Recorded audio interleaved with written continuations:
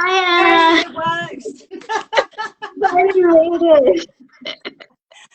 Oh, I was having a little bit of an issue. I wasn't sure whether it was on my end. always holding our breath like, is it going to work? Is it going to work? Anyway, so lovely to see you. And so thank you very, very much for having me on behalf of BACN. So, hello everyone. Thank you for joining our live and welcome to our first ever partner series. Today, in the next 15 minutes, we're going to talk about the power of collaboration with us, SafeAP, and why we're really excited to be talking about a very special partnership with the British Association of Cosmetic Nurses, and who better to represent them than Anna Baker herself. So, thank you so much, Anna. Welcome. Thank you. Thank you. I'm super excited to see so many people still joining though, which is really, really exciting. So thank you guys so much. And on behalf of BACN, we are super excited about this collaboration with you guys and are really looking forward to hearing more for everyone that's joining, to hearing more about this exciting application and innovation that you have. So yeah, I'm looking forward to it. So let's just start what SafeApp is. So SafeApp is the Safe Aesthetic Practitioner. We're an app that connects people that who are interested in non-surgical aesthetic procedures like fillers or wrinkle treatments, wrinkle relaxing treatments, or skin boosters to only qualified healthcare professionals.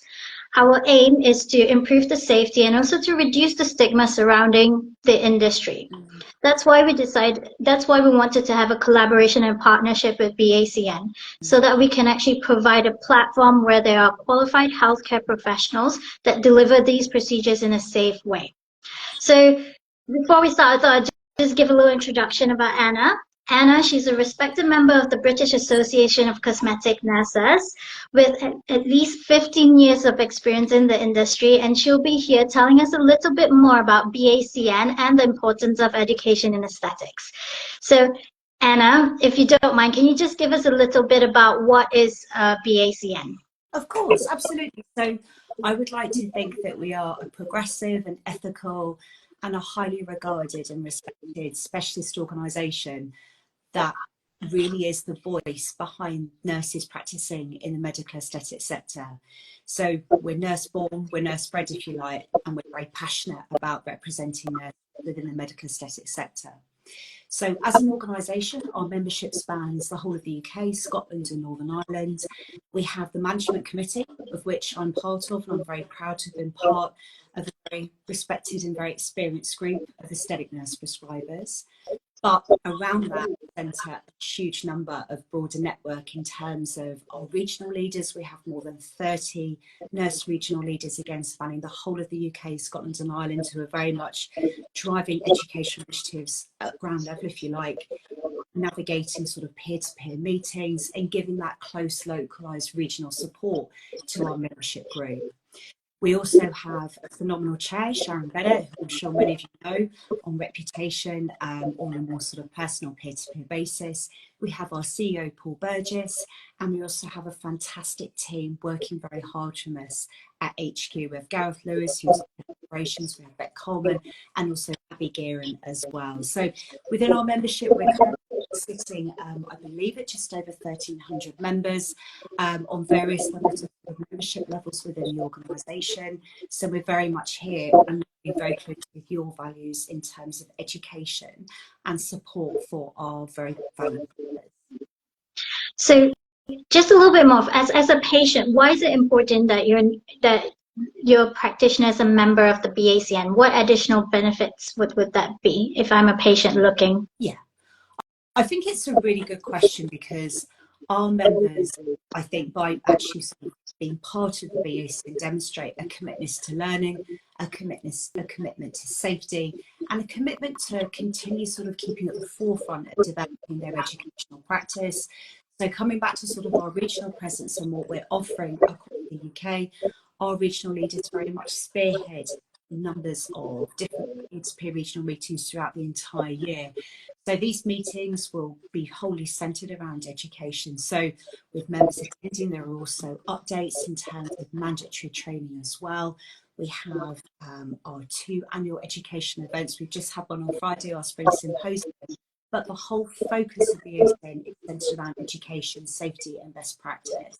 So as a management committee, and also many of our experienced regional leaders are engaging very closely, particularly at the moment with the amount that's happening at a more sort of political and sort of sector level, if you like, in terms of the bigger picture.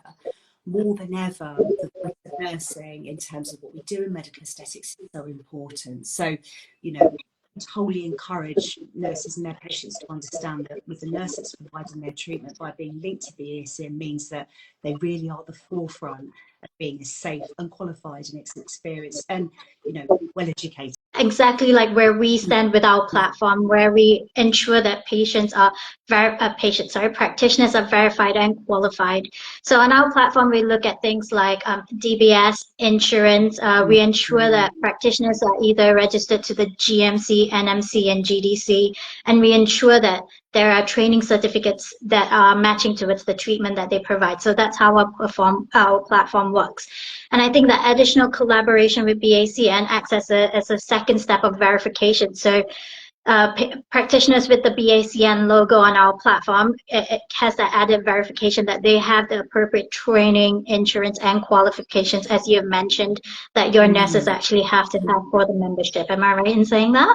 Absolutely, absolutely. So yes, we provide the educational opportunities, but again, to be very clear, which is why I think this alignment with you guys is so good. You know, we are checking that, you know, that just the basics are in place in terms of our membership, that they do actually have recognised an appropriate level of indemnity cover in terms of the treatments that they're offering. So yes, and of course, so that they're, you know, they're revalidated, that their NMC PIN numbers are still valid. So yes, absolutely, because as you say, from a public safety point of view, to us these seem like basic measures and the fundamentals of what nurses should have in place, but it's so important that the public know that and have got that added assurance, because I think sometimes a lot of assumptions are made, which is part of the bigger problems in our sector in terms of who's providing treatment. So these added levels of assurance, I think, are very, very important. Perfect, which I think it brings us perfectly to our next question about the importance of safety, quality, and trust in aesthetics, and why exactly it's crucial for those giving these treatments to be properly educated. Critically. And again, I'm not going to labour the point too much, because it's a topic that's very close to my heart, education, and it's an area that I'm sort of like very actively involved in at board level in terms of my sort of contribution to BACN. But in terms of this regard, particularly something I think that BACN have been working hard on, which will hopefully make a far bigger contribution to the bigger scheme of things, will be the recognition, hopefully the accreditation of our BACN nurse career and competency framework, which I've led as a project leader and co-authored many of the sections in this. So I presented this work, this extensive update on our existing code of practice, if you like, and also framework that we've had for many years, actually since 2005, and it's been recognised in the past by the Royal College of Nursing at least twice, and there's been an instrumental piece of evidence in previous consultations and discussions at governmental level. But with everything that's currently happening at the moment in the bigger scheme of things, and you know, we eagerly await the second wave of the Department of Health and Social Care consultation in terms of what's going to happen in terms of education training. Will there be a standard? Who's going to be involved in having a say in that standard? This is why this document, you know, needs to be ready and fit for purpose now, so we have such a solid piece of evidence as a specialised framework to guide us going forward. And you'll be hearing much more about that. But again, you know, it's always been a topic that's been very close to our hearts at BACN.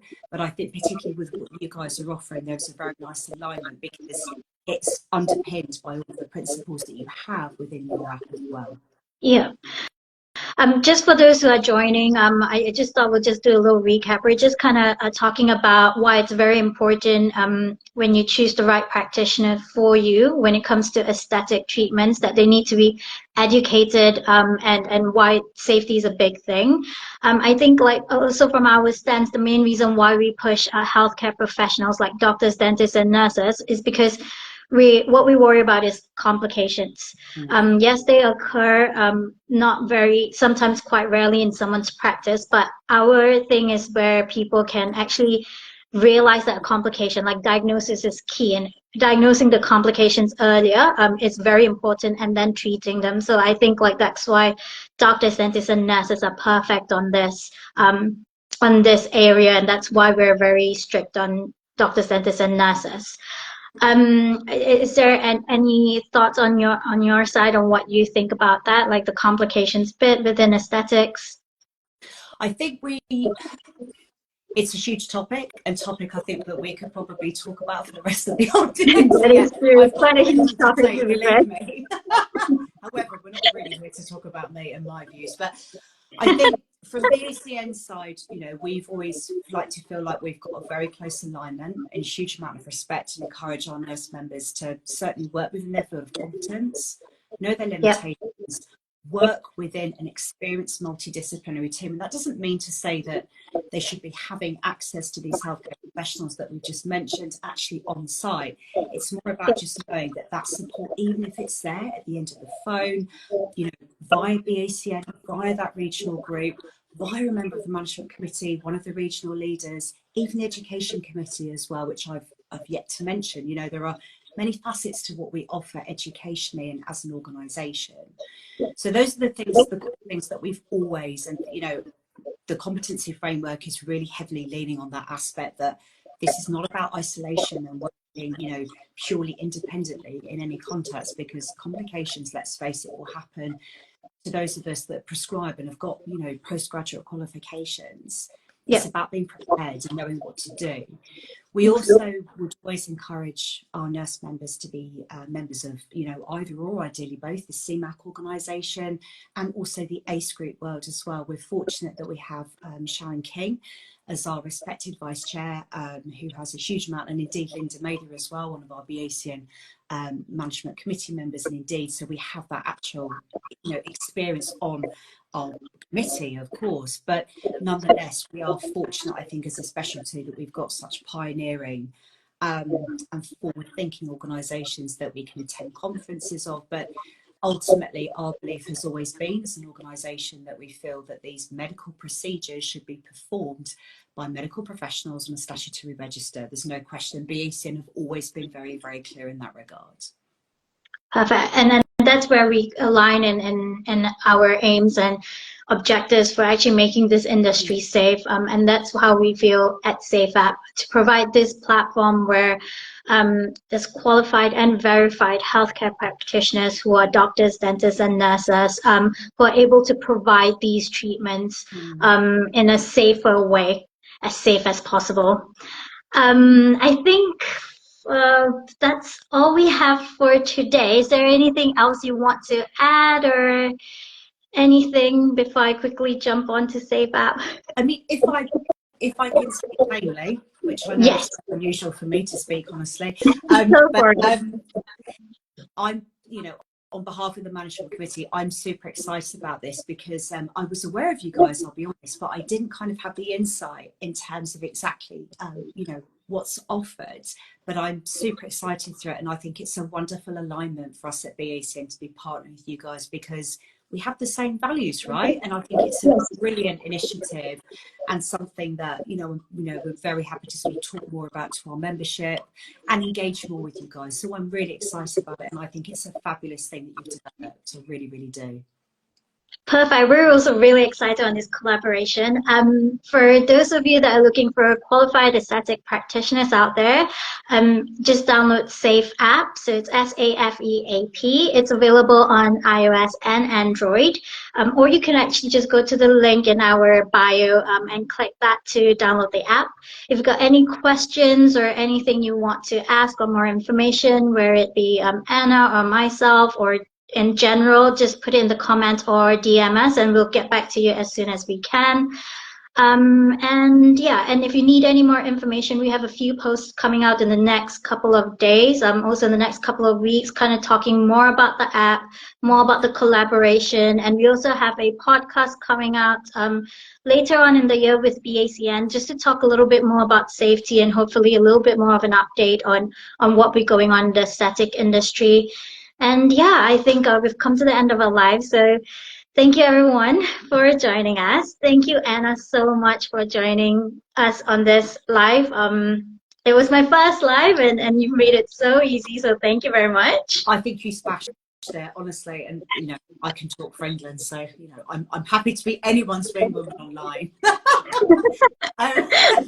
Awesome. I can't wait for that podcast, though. So it's going to be quite an interesting one then. For sure, absolutely, yeah, for sure. But I think, you know, huge congratulations to what you guys have developed, because I think if ever there was a time for it, it's now, and particularly this Thank year. you.